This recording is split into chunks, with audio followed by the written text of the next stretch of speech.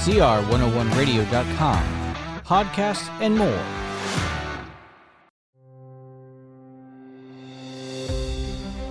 The Chalcedon Foundation presents Mercantilism, Part 3 of R.J. Rushdoony's lecture series, American History to 1865. We have until now been dealing with some of the motive forces in the background. We shall now begin to look at the period of the War of Independence and some of the problems that helped create the conflict. One of the basic problems that was a recurring factor in the background of the War of Independence was that theory of economics known as mercantilism. Mercantilism. Now, we cannot say that this was the cause of the war, but if it had not been for mercantilism, the problem would never have arisen. Mercantilism was a theory in terms of which France, Russia, Austria, Spain, and Britain, all the great powers of the day, operated. Now, mercantilism is important for us to understand because what we have today in our modern welfare economics and our modern socialism is a kind of a neo-mercantilism. Now, according to mercantilism, the most important thing for a country was to sell to other countries, but not buy from them.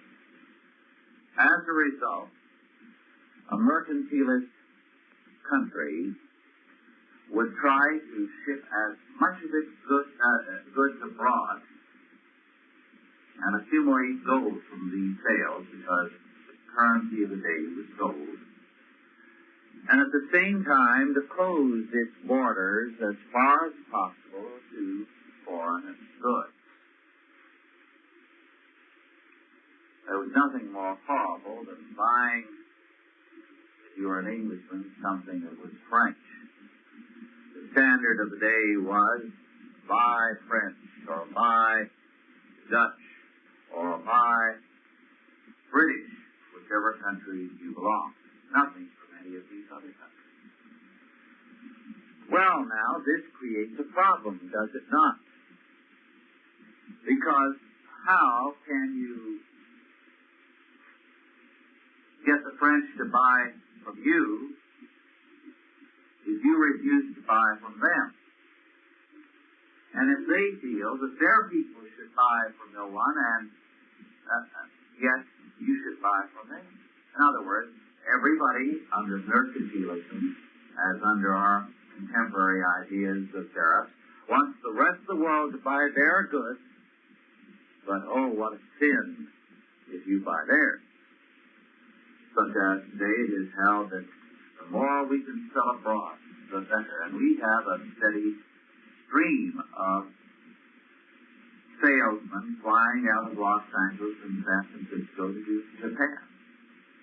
In fact, there's a regular business in the West Coast in Japan and dealing with these salesmen. One of the businesses is printing cards for them. You may have seen advertisements of this. So that when you schedule a flight and you're going to land in Japan, you have your business card printed for you in Japanese and English so that you're ready to start calling. They'll provide you with an interpreter and so on. But oh, what a fearful thing if the Japanese sell to us and anybody starts buying Japanese. This is neo-mercantilism in our midst.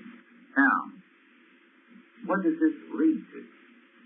Well, if the French, the Germans, the Dutch, and all the other European countries refused to buy from one another and they wanted only to sell, the only place they could sell to was to a colony.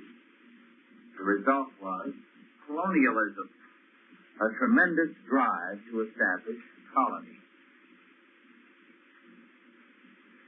The result was, in the 18th century in particular, every power of any consequence was racing to establish colonies in different parts of the world. The whole point of the colony was to develop a market, somebody to sell to, so that they could get rich by having a built-in market and to say to this market, the colony, you can buy from no one else. You just buy only from us.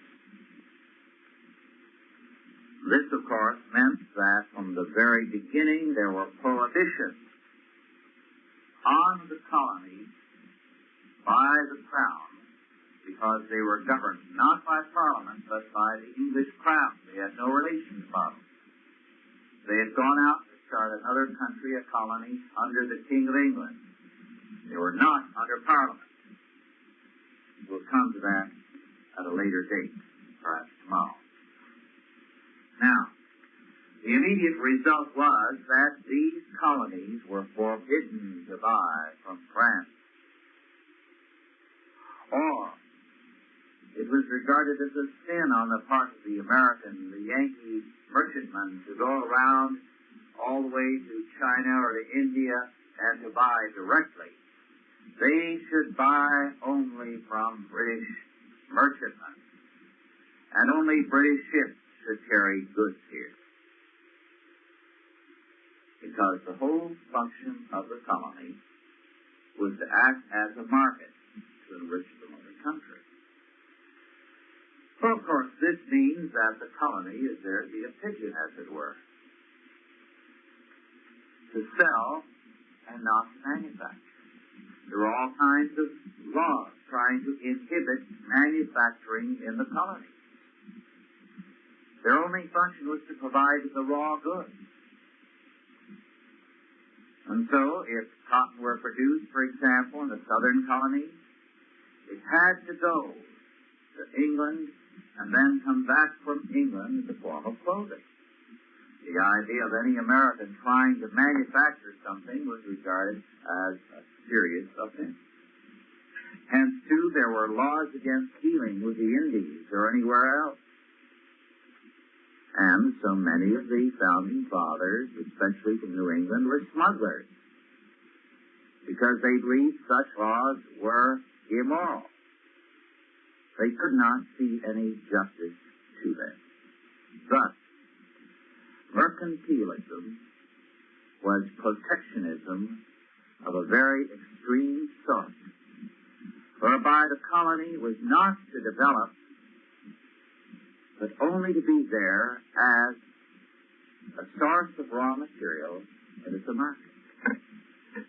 Now, it is significant that Canada never joined in on the American War of Independence. Canada had not developed to the point where it had any spark of independence. But where there was any desire to grow, where there was also the kind of theological background that the colonies had, it immediately meant that there was some rebellion and resentment against this situation. Why can't we develop our industry? Why can't our ships go where they want to? Why can't French ships come into here? Because we think for some things the French do better. As a result, neo-mercantilism created a problem, a serious problem. But this is not all. Neo-mercantilism created war. In what sense?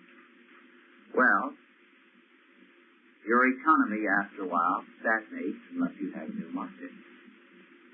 And the only way to get new markets is to go out and conquer them. The 18th century was a long series of wars because one country after another was trying to capture the colonies of the other country. These wars culminated finally in the loss of France's colonial empire. The two great sections in particular, and we cannot understand American history apart from it. First, Canada, an important source of raw materials and a market, was lost by France to Britain. Then second, India, a highly populated area, a tremendous market for goods, as well as a source of raw materials, was also lost by France to Britain. double loss was a tremendous paralysis to France. France was therefore tremendously anxious to see America, when the War of Independence broke out, triumph as a step towards doing in Britain which had done them in. Remember, the series of wars culminated in the French and Indian War. The French and Indian War was the war which preceded the War of Independence.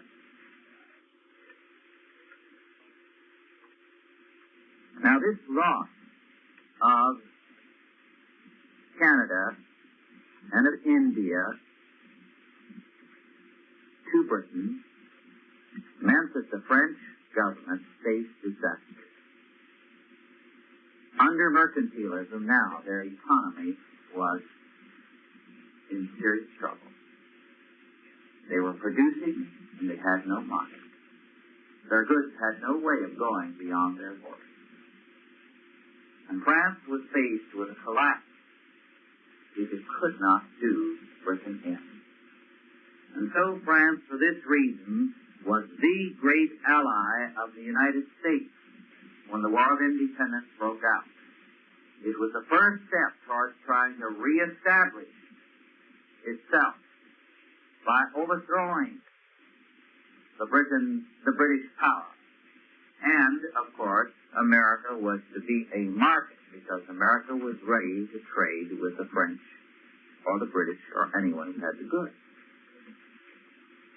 Now, of course, to finish out this story, it was too late. The economic disturbances in France because of the loss of India and of Canada were so great that its remaining great area, Louisiana Territory, was not developing fast enough to provide an adequate market, and France collapsed. The revolution was the result. The revolution would never have resulted if it had not been for the loss of economy. The people would have been able to continue in their previous prosperity. But now you had a nation of malcontent, people who, because of mercantilism, were doomed to economic stagnation.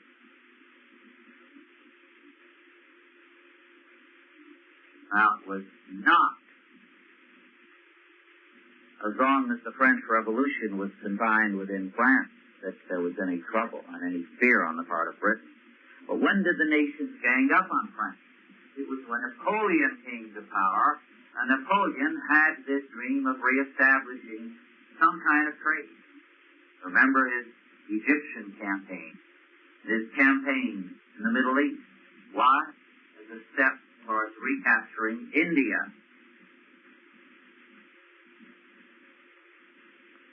And as a result, Great Britain engaged in unceasing warfare against France, against Napoleon. In order to overthrow Napoleon and prevent any kind of return of the French economy and the French colonial empire. Now, at a critical point, when Napoleon was fearful of the future, he took an important step. We're looking ahead in America's history now. What was that important step with regard to the Americans?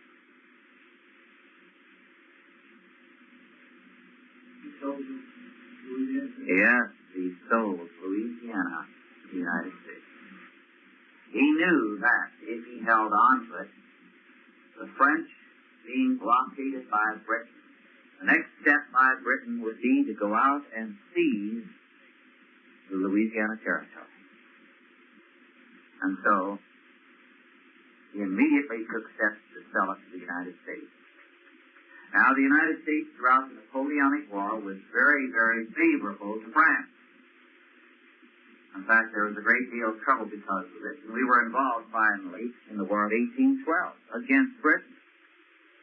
Not actually as an ally of France, but that was the practical effect of it. But Napoleon, by giving us, and it was really a gift, of the Louisiana Territory, prevented Britain from getting that area and thereby blocking the western development of the United States. Now, there are two great events that gave America the West. Does anyone know the first? It has a lot to do with this state. One of the greatest men of American history was responsible for it.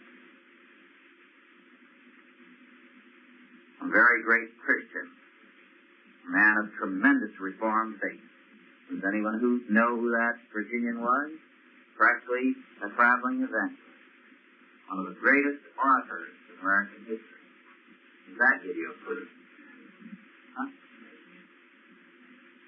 Mason was a great Christian, but it was not Mason. Oh, Madison, no, it was not Madison. Patrick Henry. Patrick Henry, as governor of Virginia, when he saw the war was going to end, knew that there would be nothing more disastrous than the peace treaty which left the United States as a thin line along the Atlantic coast.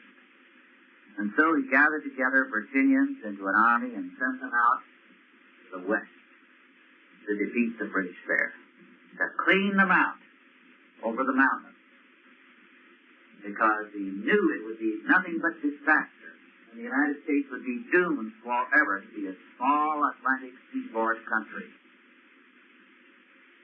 Now, Patrick Henry thereby ensured a westward expansion of the United States. And the next great step came with Napoleon's gift. These two things together ensured the westward expansion of the United States. Apart from these two things, this country would not be what it is today. Now, throughout the War of Independence, of course, the French were heavily involved on the American side. It was the French Navy at a critical point that came to our aid and delivered us. French troops were important in one battle after another. French money was basic. All these things because France was not so much pro-American, but anti-British, trying to overthrow the stranglehold Britain had gained upon them and to save their very existence. It did not work. They fell. But in the process, they helped create the United States. So, mercantilism is very important to an understanding of American history. Because without mercantilism, there would have been no problem in this country. It would have led to the discontent. They were Englishmen. They loved the mother country. They went over there regularly for their education, the upper class gentlemen.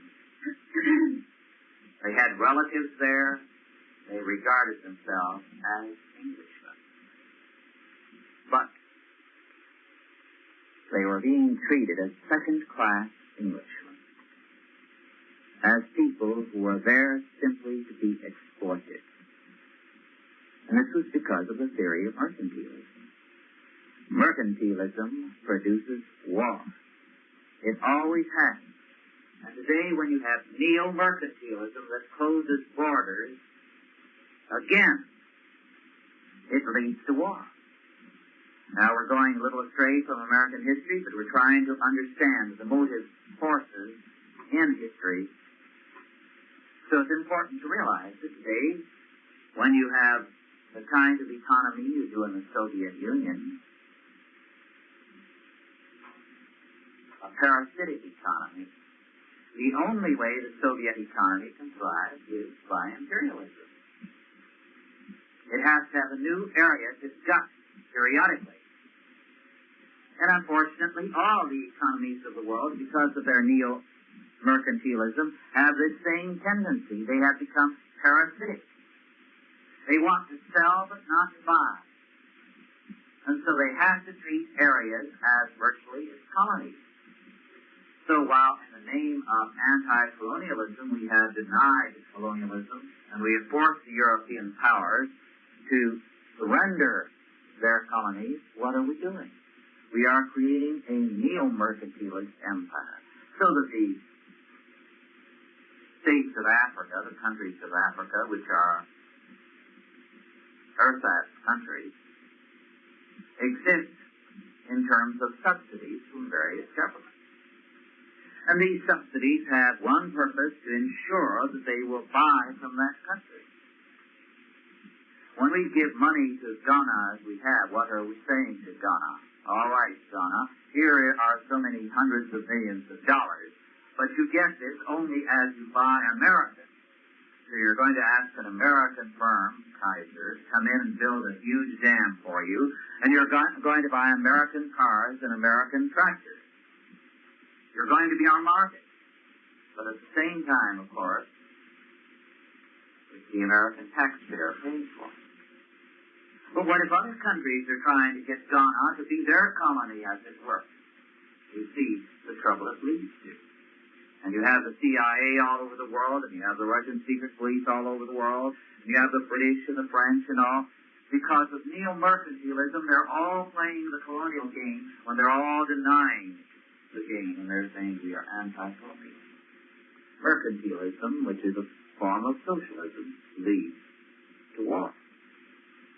Now consider one famous mercantilist event in American history, the Boston Tea Party. The Americans were smuggling in tea. They did not like the controlled British prices. So what did Britain do? The East India Company was near bankruptcy. They couldn't compete with the smugglers. After all, the subsidized industry cannot compete with a free enterprise industry. If you want a good example of that, look at the Fairfax Public Schools and look at the Christian schools, such as Fairfax Christian. They are subsidized businesses competing with a free enterprise school. And they don't do well in the competition. They cannot produce for the same price the same product. So what happened at the Boston Tea Party? They decided, the British Parliament did, let us subsidize the tea price. Let us make it so low that it will be impossible for these Americans to compete with us. In other words, we will lower the price of tea so that if any American tries to bring it in, it's at a loss. And we'll wipe out these American businessmen who will compete with us. What was the reaction of the Americans? Well, at one harbor after another, they raided the ships and dumped the tea into the harbor.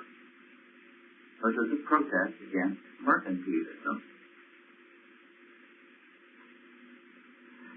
And it is very interesting that while some of the new states did have mercantilist ideas, and those ideas were not immediately eliminated, the new ideas of Adam Smith with respect to free trade and a free enterprise economy became increasingly popular in the various colonies.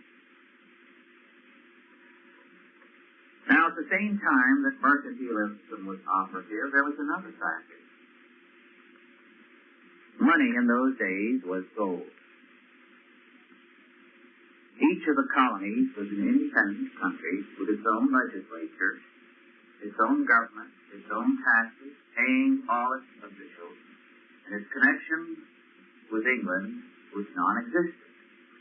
England had a king who was the King of England, Scotland, and Ireland. He was also the King of New York and of Virginia and Massachusetts and so on. They all had the same king. He ruled each of these areas through their local self-government and through a royal governor, and he had a veto power. Now, Virginia had the right to issue coins. Massachusetts had the right to issue coins. Each of the colonies had that right. But most of the time when they tried to issue coinage, the king vetoed it. Why? He wanted their economy to be dependent upon the British economy. And if they got too independent, issuing their own coinage and building up their own businesses, then they would be independent of the English economy. So while Parliament had no authority over the colonies, we'll come to the attempt of Parliament to usurp authority with the cooperation of the king somewhat later. The king was trying to prevent these colonies from taking their logical development. And so it was that the idea was, well, if they have any silver or gold, they're to pay it to the English for the goods that are delivered. And in the early days, what was happening, for example, was that a boatload of settlers would arrive in America, and they would have some gold and silver, since they came from the old country. And everybody would say, look, you're new here. Now, I'll work for you. I'll build your house, or I'll clear your land for you if you'll pay me the gold. So the next time a ship landed, that gold which they'd earned working for the new people would go to buy British goods. And it would go right back to England. There'd be no gold here or silver until another boatload of people arrived. And so the New England colonies started at first. They said, we will give a tax moratorium of so many years for any New Englander who will build a ship and institute trade so that we can be free of this terrible situation. So there was a desire to gain independence by having their own currency and by developing their own economy. The king vetoed virtually every measure. So what did the colonies do? Now this was an act of reprisal. It had very dangerous tendencies, but nonetheless it was done as a form of economic warfare with England. Since the King of England was acting as England's king rather than Virginia's or Massachusetts or New York, and favoring England rather than these colonies by saying, I'm going to protect English business and give it rights that you don't have, rights in your own colony. They decided, all right, now take time to mint money, but you can print paper money in a day. So if we pass a measure saying that this issue of paper money is legal tender and must be accepted by everyone for all debts, then by the time that act goes back to England and the king vetoes it, which he will and always did, and it comes back, some time has passed. And until that veto comes back, it is illegal according to our charter. By the king's admission, everything is legal until he vetoes it. And that time, we can make these merchants from England take it. They have to take it. So as a form of economic warfare, they started issuing paper currencies in the colonies. An English ship would land, a subsidized ship with all its wares, and the Americans would go down there and pay for it, paper. And the merchants would say, we don't want this, these English merchants. Oh, but you have to take it. It's legal tender. The king has not vetoed it. And they had to. They'd go back and complain to the crown. And the crown would say, well, we vetoed it. Well, by the time they came back with the next load, there was another paper money issue that had not yet been vetoed by the crown. Now, this was economic warfare as a product of mercantilism. And this warfare built up until a few years before the War of Independence, the British Crown across the board swore bad because so many English merchants were complaining. All further issues of paper money. Now, this again was a very important fact in leading to the War of Independence, because they had been penalized. Now, of course, it did create some bad side effects, because since it was payable for all debts, public and private, some of the ne'er-do-wells in the colonies would, of course, take the money and pay off anyone in the colonies that owed them money. If they had borrowed money from their neighbor, they'd take this paper money and pay them off and say, well, the House of Burgesses has voted it through, you have to accept it. So there were some side effects in the United States, or rather in the colonies, that were not altogether good. But it did create an appetite for paper money, which subsequently arose to plague the young United States under the Articles of Confederation. And this is why in the Constitution, only gold and silver are specified as legal tender, because the debtors wanted to cheat money so that they could go into debt and pay off with worthless paper. Now, the man who was responsible for that hard money cost of the Constitution, which is still there, although we pay no attention to it, was, does anyone know his name? John Witherspoon, yes. John Witherspoon, one of the great lights of the Presbyterian Church, president of Princeton, then known as the College of New Jersey, and a Calvinist, a very godly man. And John Witherspoon wrote an essay on money to propagate the hard money doctrine, and in the Continental Congress spoke eloquently time and again against a paper currency. Now, I'm going to stop at this point to see if there are any questions before we proceed any further. We've been dealing with some very important economic issues. Yes, John? What should be done, if anything, against the U.S. withdrawal rate? It's the U.S. withdrawal rate.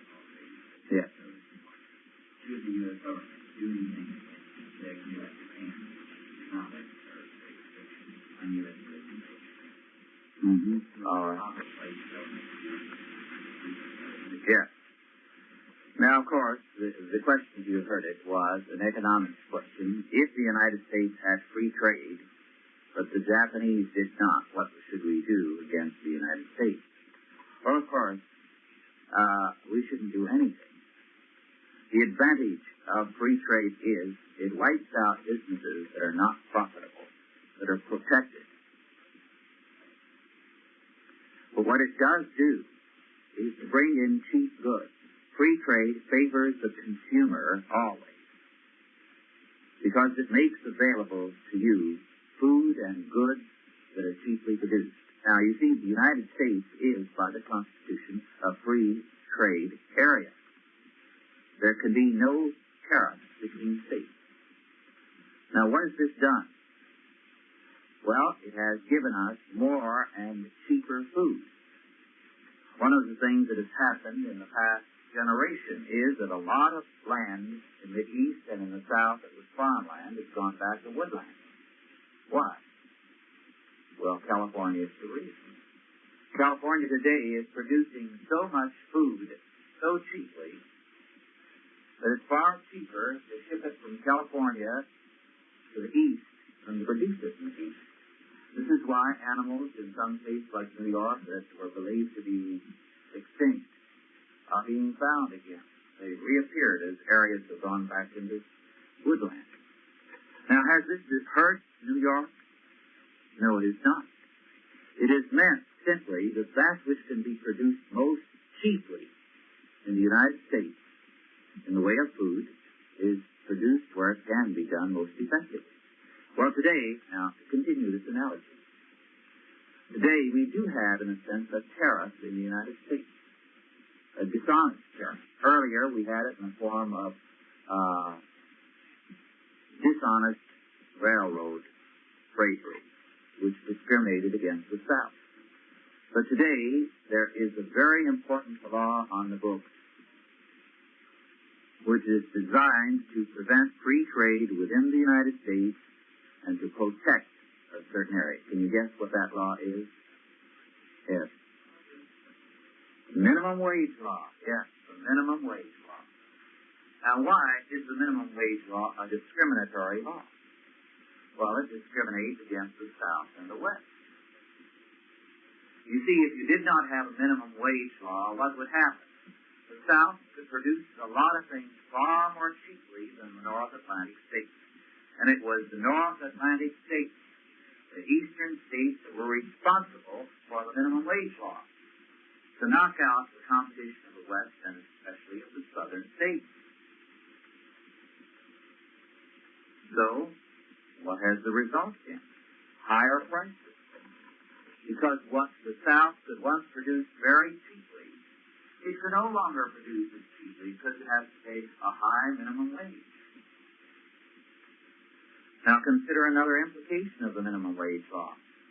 Because it has priced labor so highly, it has knocked out millions of people who otherwise would have gainful jobs in the labor market.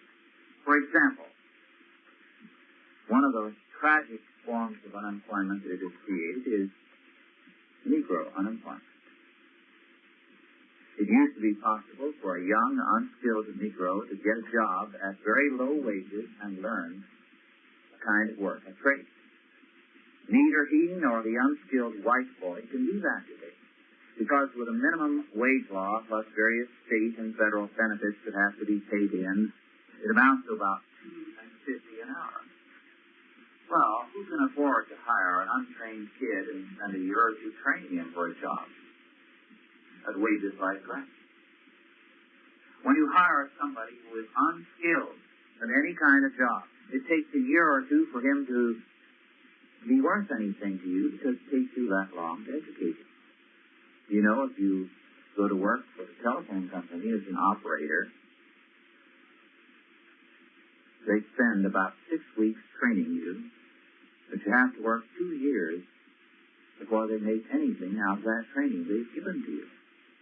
So if you quit in less than 2 years' time, they've lost their investment.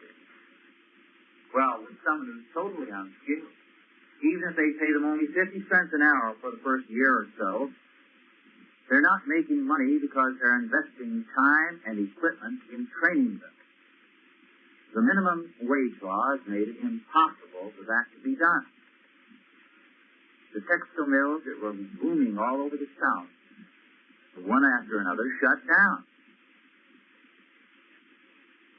What the North Atlantic states have done is to eliminate from competition manufacturing in the South and in the West.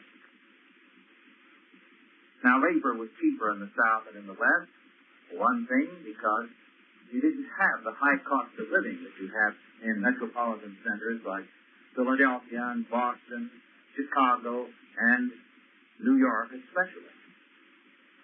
Therefore, you could live more cheaply.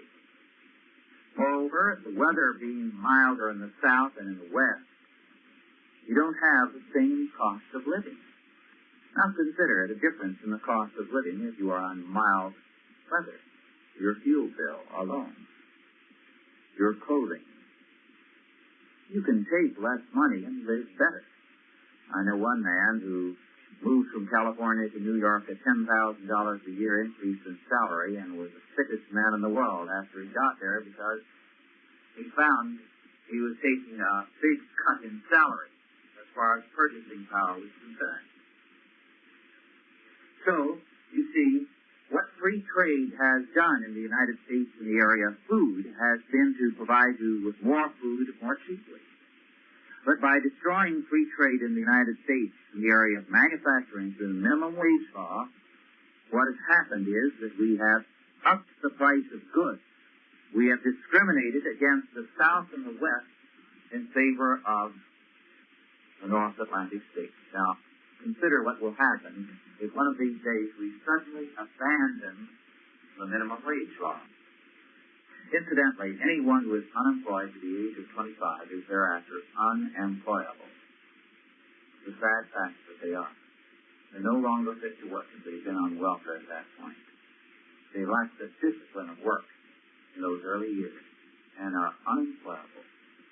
Attempts through the Job Corps to take these people and to try to train them have been virtually useless. Maybe 1 out of 100 will turn out to be fit for work. Well, on an international scale, free trade does wipe out some people, but it actually booms an area. We've never had truly free trade, but whenever to any extent we have cut the tariffs, we have actually raised the standard of living in this country, raised the productivity tremendously. Does that help answer your question?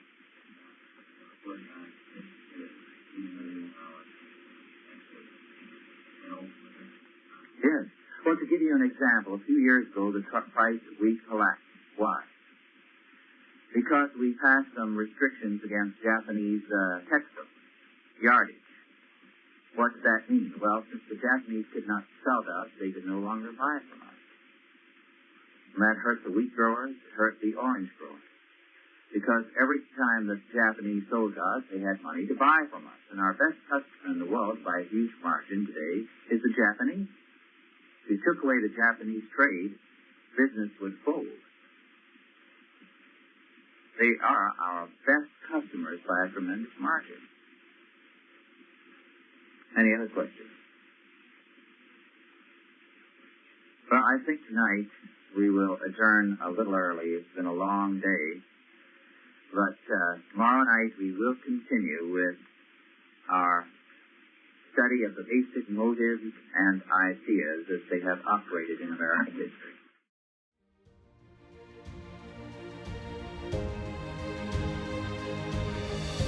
This has been a Chalcedon Foundation production, produced by Grace Community School and Nicene Covenant Church. If you enjoyed this lecture, be sure to visit chalcedon.edu for more lectures and series by R.J. Rushdoony and the Chalcedon Foundation.